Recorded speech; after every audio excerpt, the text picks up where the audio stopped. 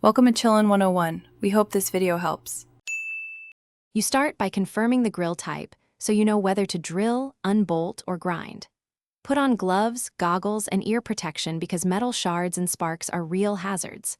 Once done, use a 5mm hex or appropriate driver to test a fastener. If it turns, continue with unbolting. If rivets or welding are present, mark cut lines at joints and clamp a drop cloth to catch debris.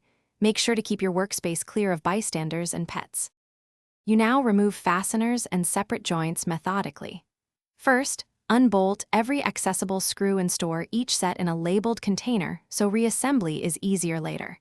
If rivets hold the grill, drill them out with a step bit slightly larger than the rivet shaft.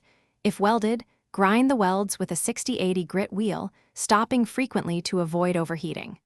Once cut, insert a pry bar at seams and apply steady pressure. Support the freed section so it doesn't fall and bend the frame.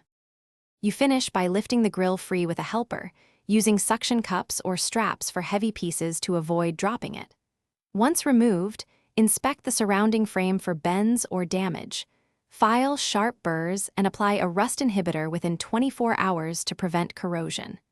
If the grill still binds during removal, make sure no hidden screws remain and use a heat gun set between 200 and 300 degrees Celsius to soften paint.